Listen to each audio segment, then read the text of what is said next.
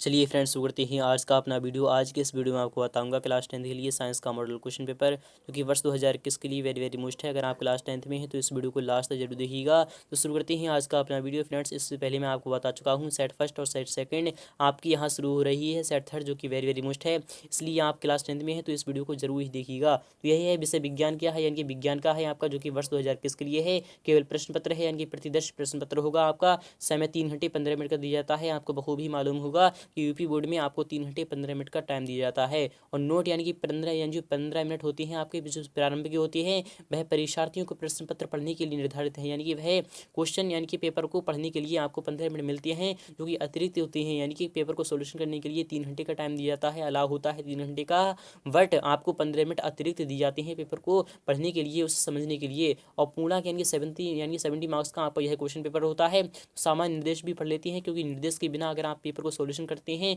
तो आपके कुछ समझ भी नहीं आता है सही से। सामान्य निर्देश भी पढ़ना बहुत जरूरी है, इसलिए पढ़ लेते हैं। यह प्रश्न पत्र यानी कि 3 खंडों में है, का और खा एवं गा में विभाजित होता है। और प्रत्येक खंड का पहला प्रश्न बहुविकल्पीय होगा, जिसमें 4 उत्तर विकल्प दिए गए होंगे। सही विकल्प चुनकर आपको अपनी उत्तर पुस्तिका में लिखना होगा। सेकंड वाला यानी कि थर्ड वाला भी देख लेते हैं कि प्रत्येक खंड के लिए सही प्रश्न एक साथ करना यानी कि आवश्यक है। प्रत्येक खंड नए प्रश्न से प्रारंभ करना है आपको, यानी कि जब आपने खंड का वाला अगर आपने स्टार्ट कर दिया तो आपको खंड का यानी कि आपको जब तक खत्म ना हो जाए तब तक आप खंड खा बिल्कुल भी मत छुइएगा, और ना ही गा। इसी प्रकार से आपको खंड खा भी समाप्त करना है, इसी प्रकार से आपको खंड गा भी समाप्त करना होगा। चौथा वाला भी देख लेते हैं कि सभी प्रश्न अनिवार्य हैं, यानी कि ऑल क्वेश्चन आर कंपलसरी। सभी क्वेश्चन के जवाब देना लाजमी है, यानी कि सभी क्वेश्चन के जवाब देना होंगे आपको। प्रश्न के यानी कि प्रश्नों के निर्धारित अंक उनके सम्मुख दिए गए हैं, यानी कि वह क्वेश्चन कितने अंक का है आपके सामने कुछ इस प्रकार से दिया जाएगा। चलते हैं यानी कि 6 वाला भी दे लेते हैं कि आवश्यकता अनुसार अपने उत्तरों की पुष्टि स्वच्छ एवं नामांकित चित्रों तथा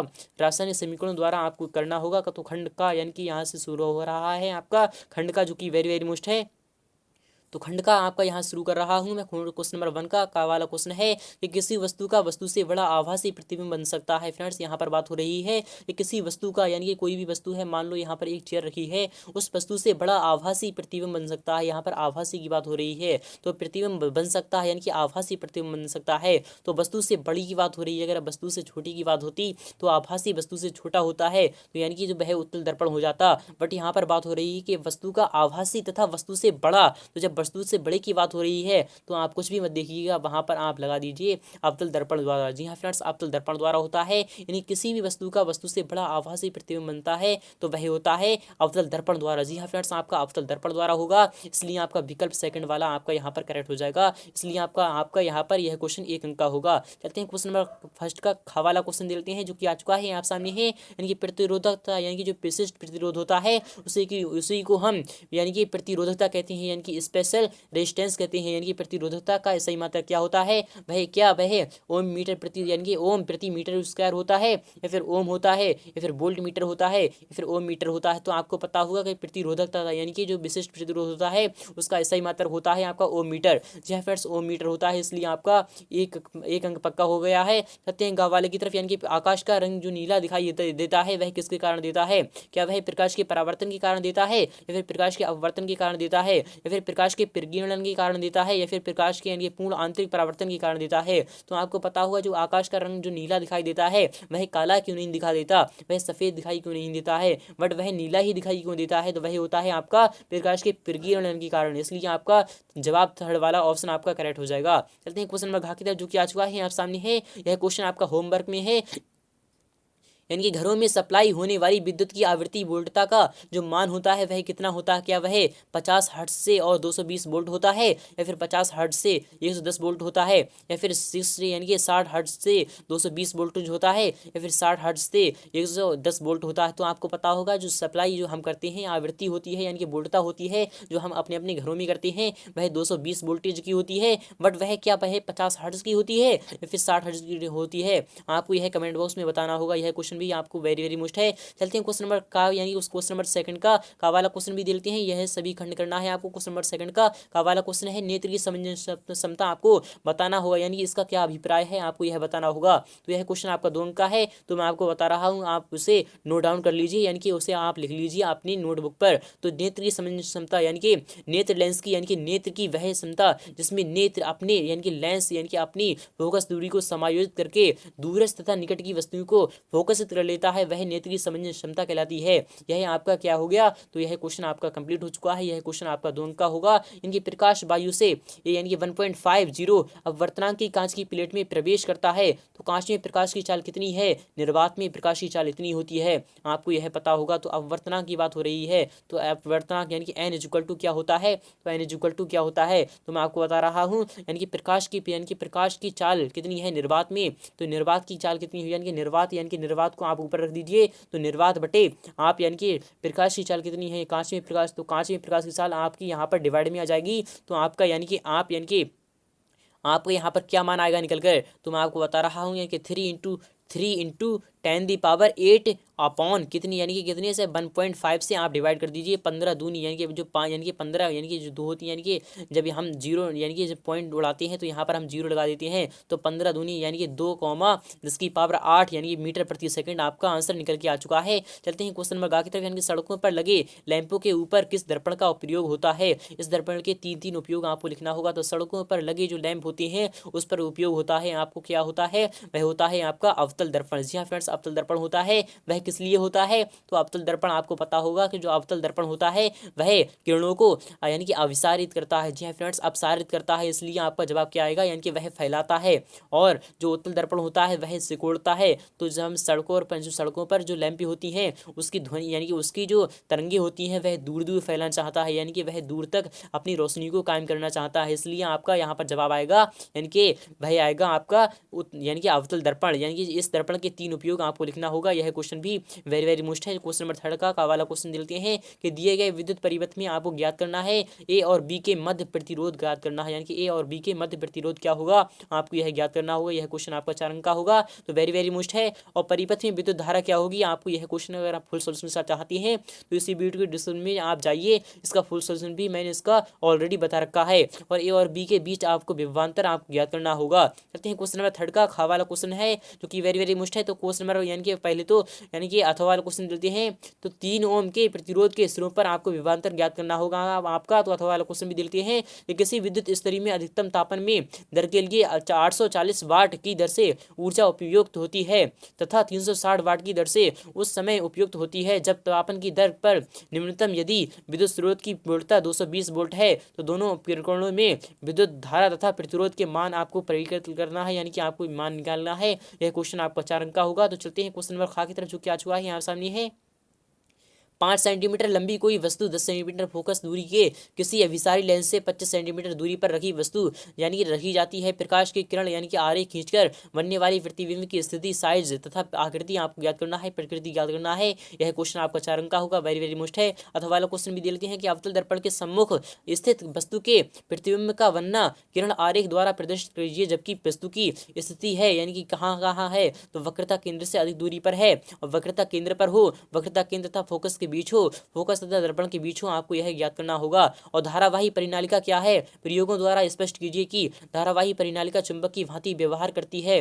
धारावाही परिनालिका में चुंबक बल रेखाएं भी खींची, आपको यह ज्ञात करना है। यह क्वेश्चन भी आपका 7 अंक का होगा, तो वेरी वेरी मोस्ट है। तो अथवा वाला क्वेश्चन भी देते हैं, यानी कि एक कमरे में 2 विद्युत बल्बों तथा एक प्लग पॉइंट पर यानी कि आवश्यक स्विचों के साथ विद्युत मेंस से जोड़ने का परिपथ आरेख बनाइए। यह भी स्पष्ट कीजिए कि इन युक्तों का मेंस से किस क्रम में जोड़ा तथा जाएगा तथा क्यों। घरेलू विद्युत परिपथ में अतिवाहरण की से बचाव के लिए क्या सावधानी रखनी का चाहिए, आपको यह विस्तार के साथ बताना होगा। चलते हैं क्वेश्चन नंबर यानी कि खा वाला देख लेते हैं। तो खंड खा आपका यहाँ शुरू हो रहा है। तो 5 वाला क्वेश्चन नंबर 5 का वाला क्वेश्चन है कि लौह चूर्ण पर तनु हाइड्रोक्लोरिक अम्ल डालने से क्या होता है। सही उत्तर आपको छांटना है, यानी कि जब आपकी बात हो रही है कि लौह चूर्ण पर यानी कि लौह चूर्ण पर होती है, तो लौह क्या होता है यानी कि लोहा क्या होता है, वह होता है आपका Fe होता है। तनु हाइड्रोक्लोरिक की बात हो रही है, वह होती है HCl यानी कि HCl होता है।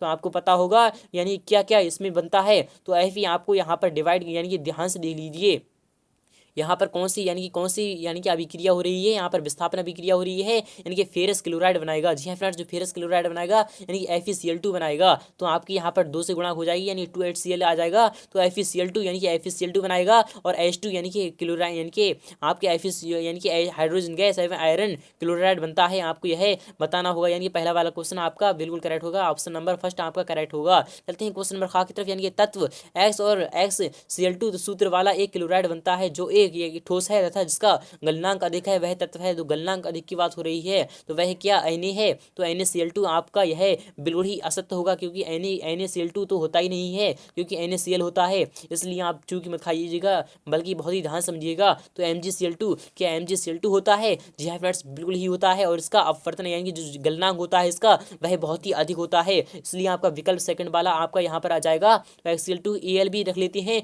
तो AlCl3 होता है, बट यहाँ पर AlCl2 यहाँ पर बिल्कुल इनकरेक्ट होगा। और ऐसा ही क्या होता है, यह भी आपका यानी कि इनकरेक्ट आएगा, बट यहाँ पर आपका सेकंड वाला ऑप्शन आपका यहाँ पर करेक्ट हो जाएगा। चलते हैं क्वेश्चन नंबर गा की तरफ, जो कि आ चुका है आप सामने है। क्या एसीटोन में यानी कि यानी कि जो प्रकार्यात्मक समूह होता है, तो एसीटोन की बात हो रही है। तो एसीटोन में क्या होता है, कार्बोक्सिलिक अम्ल होता है, या फिर एल्डिहाइड होता है, या फिर कीटोन होता है, तो एल्कोहल होता है। तो आप एसीटोन से ही समझ सकते हैं, एसीटोन यानी कि ओन की बात हो रही है, तो वह आपका कीटोन होता है। इसलिए आपका ऑप्शन नंबर थर्ड आपका यहाँ पर करेक्ट हो जाएगा। यह क्वेश्चन आपका यानी कि 1 अंक का था। चलते हैं क्वेश्चन नंबर घ की तरफ, जो कि आ चुका है आप सामने है। वेरी वेरी मुश्किल क्वेश्चन नंबर घ है, आ चुका है आप सामने। क्वेश्चन नंबर 6 का वाला क्वेश्चन है, यानी कि हाइड्रोजनीकरण क्या है, इसका औद्योगिक अनुप्रयोग क्या है, आपको लिखना होगा। यह क्वेश्चन भी आपका 2 अंक का होगा। चलते हैं क्वेश्चन नंबर खा की तरफ। निम्न यानी कि निम्न कथनों को रासायनिक समीकरण के रूप में आपको व्यक्त करना है। तो जल में बेरियम यानी कि बेरियम क्लोराइड तथा सोडियम सल्फेट के यहाँ पर बात हो रही है। जल में यानी कि जलीय विलयन है,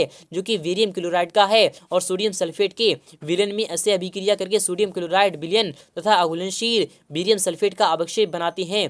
कथनों को रासायनिक समीकरण के रूप में आपको लिखना होगा। तो आपको बता रहा हूं, वैसे तो मैं इसका फुल सॉल्यूशन मैंने आपको डिस्क्रिप्शन में दे रखा है। यानी कि जब जल में बेरियम क्लोराइड की बात हो रही है, तो VaCl2 यानी कि VaCl2 आपका क्या होता है, तो वह होता है बेरियम क्लोराइड की बात होती है। और सोडियम सल्फेट क्या होता है, तो सोडियम सल्फेट होता है आपका, तो सोडियम सल्फेट आपका होता है Na2SO4। जी हाँ फ्रेंड्स, Na2SO4 होता है, वह होता है आपका सोडियम सल्फेट होता है। तो बात किसकी हो रही है, यहाँ पर क्या दिया जा रहा है, यानी कि तो यहाँ पर दिया जा रहा है सोडियम क्लोराइड यानी कि NaCl दिया जा रहा है। तो आपको पता होगा कि Na भी 2 हैं और Cl भी 2 हैं, इसलिए आप यहाँ पर 2 से गुणा कर दीजिए, यानी कि 2NaCl और प्लस यहाँ पर क्या क्या बच गया, तो BaSO4 बच गया। यानी कि BaSO4 आपका यहाँ पर आपका मान यानी कि शुद्ध रूप से आपका समीकरण मिल चुका है। चलते हैं क्वेश्चन नंबर सेकंड के, यानी कि सेकंड वाला भी देते हैं कि सोडियम हाइड्रोक्साइड यानी कि सोडियम हाइड्रोक्साइड क्या होता है, वह होता है आपका NaOH होता है। जी हाँ फ्रेंड्स, NaOH होता है। और विलयन जल में यानी कि हाइड्रोक्लोरिक अम्ल के विलयन से अभिक्रिया करके, तो हाइड्रोक्लोरिक की बात हो रही है,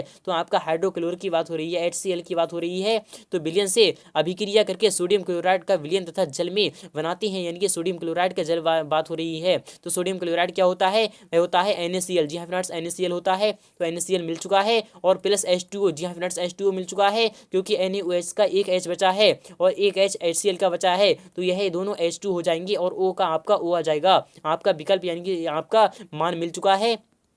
व्यंजन चूर्ण बनाने की विधि तथा इसका उपयोग आपको लिखना होगा। यह क्वेश्चन भी आपका 2 अंक का है। तो व्यंजन चूर्ण की बनाने की जो विधि होती है वह क्या होती है, आप अगर चाहते हैं तो इसका फुल सोल्यूशन मैंने आपको ऑलरेडी बता रखा है, आप डिस्क्रिप्शन में जाइए, वहां से इसका वीडियो सोल्यूशन भी देख लीजिए। क्वेश्चन नंबर 7 का वाला क्वेश्चन देते हैं कि आधुनिक आवर्त सारणी में आवर्ती समूह यानी कि समूहों की विशेषताएं आपको लिखना होगा। यह क्वेश्चन भी आपका 2 अंक का होगा। और साई यानी कि साइक्लोपेंटेन तथा यानी कि ब्रोमो पेंटेन का सूत्र तथा इलेक्ट्रॉन बिंदु संरचना आपको ज्ञात करना है। यानी कि साइक्लोपेंटेन क्या होता है और ब्रोमो पेंटेन क्या होता है, आपको इसका सूत्र बताना है। यह क्वेश्चन भी आपका 2 अंक का होगा। तो निम्नलिखित पर आपको संक्षिप्त यानी कि टिप्पणी लिखना है। तो यशद लेपन क्या होता है, संकलन अभिक्रिया क्या होती है, विकर्ण संबंध क्या होता है, अपमार्जक क्या होता है, तो आपको बताना होगा। अथवा वाला क्वेश्चन भी देते हैं, यानी कि मिश्र धातु क्या होती है, सही संयोजन आवंत क्या होता है, आपको यह बताना होगा, यह विस्तार के साथ बताना होगा। और डॉबेरॉयनर का त्रिक क्या होता है, यानी कि वर्गीकरण क्या होता है, ईंधन के रूप में एल्कोहल क्या होता है, आपको यह बताना होगा। यह क्वेश्चन पेपर था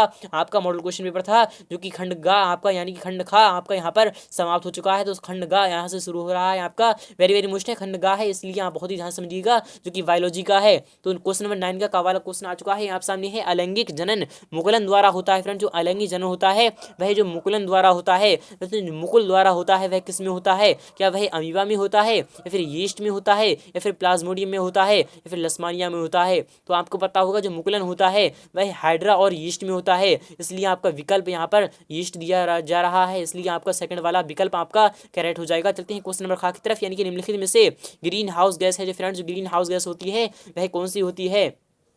क्या वह नाइट्रोजन डाइऑक्साइड है यानी कि NO2 है, या फिर सल्फर डाइऑक्साइड है, या फिर कार्बन डाइऑक्साइड है, या फिर कार्बन मोनोऑक्साइड है? तो आपको बात हो रही है यहाँ पर ग्रीन हाउस गैस की, यानी ग्रीन हाउस गैस कौन सी है इसमें से? तो कार्बन डाइऑक्साइड आपकी वह ग्रीन हाउस गैस है, इसलिए आपका विकल्प आपका थर्ड वाला ऑप्शन आपका सही हो जाएगा। चलते हैं क्वेश्चन नंबर गा की तरफ, जो कि आ चुका है आप सामने है कि निम्नलिखित में से, यानी कि निम्नलिखित में से हमारे लिए ऊर्जा का सबसे अच्छा स्रोत क्या है? तो वह क्या LPG है, या फिर नाभिकीय ऊर्जा है, या फिर सौर ऊर्जा है, या फिर CNG है? तो आपको पता होगा कि LPG का जब हम उपयोग करते रहेंगे तो वह भी एक दिन नष्ट हो जाएगी, यानी कि विनाश हो जाएगा उसका भी। और नाभिकीय ऊर्जा क्या होती है? तो नाभिकीय ऊर्जा भी आपकी समाप्त हो जाएगी।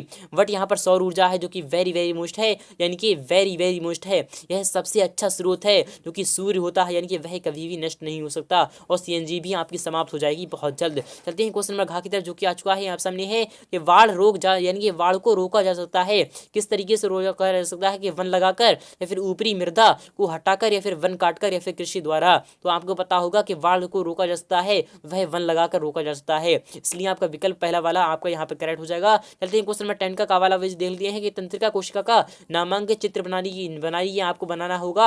यह क्वेश्चन भी आपका 2 अंक का है। चलते हैं क्वेश्चन नंबर 10 का हवाला क्वेश्चन देख लेते हैं कि जीवों के जनन की विखंडन एवं द्विखंडन, यानी कि विखंडन एवं खंडन विधि को उदाहरण सहित बताना है आपको। यह क्वेश्चन भी आपका 2 अंक का होगा। ओजोन परत की क्षति हमारे लिए चिंता का विषय क्यों है? आपको यह क्वेश्चन भी विस्तार के साथ बताना होगा। तो बायोलॉजी का है, क्योंकि मैं इसका फुल सोल्यूशन मैं आपको बहुत जल्द बताने वाला हूं। चलते हैं क्वेश्चन नंबर 11 का वाला क्वेश्चन भी देते हैं कि नलिका विहीन ग्रंथियां क्या होती हैं? थायराइड ग्रंथि की संरचना तथा उसके कार्यों का आपको वर्णन करना है। यह क्वेश्चन भी आपका 4 अंक का होगा। अथवा वाला क्वेश्चन देते हैं कि यानी कि छुई जो पादप होता है, यानी कि पौधा होता है, गति तथा हमारी टांग में होने वाली गति के तरीके में आपको क्या अंतर है? आपको यह बताना होगा, विस्तार के साथ बताना होगा। चलते हैं वाले क्वेश्चन की तरफ, यानी कि शुद्ध लंबे तथा शुद्ध वौने पौधे में संकरण कराने पर प्रथम पीढ़ी में कैसे पौधे प्राप्त होंगे? यह मंडल के किस नियम के अंतर्गत है उसे स्पष्ट करना होगा आपको। यह क्वेश्चन भी 4 अंक का होगा। अथवा वाला क्वेश्चन मिलते हैं, यानी कि वे कौन से कारक हैं जो नई स्पीशीज के उद्भव में सहायक हैं? आपको यह बताना होगा। यह क्वेश्चन भी आपका 4 अंक का होगा। तो श्वसन क्या है? यानी कि श्वसन जो हम सांस लेते हैं वह श्वसन कहलाता है। यह कितने प्रकार का होता है? मनुष्य में ऑक्सीजन तथा कार्बन डाइऑक्साइड का परिवहन कैसे होता है? वह श्वसन द्वारा होता है। किस तरीके से होता है आपको बताना होगा। यह क्वेश्चन भी आपका 7 अंक का होगा। अथवा क्वेश्चन देते हैं कि प्रकाश संश्लेषण क्या होता है? स्वपोषी पोषण तथा विषमपोषी पोषण को स्पष्ट करना है आपको। यह क्वेश्चन पेपर था आपका, जो कि मॉडल क्वेश्चन पेपर था।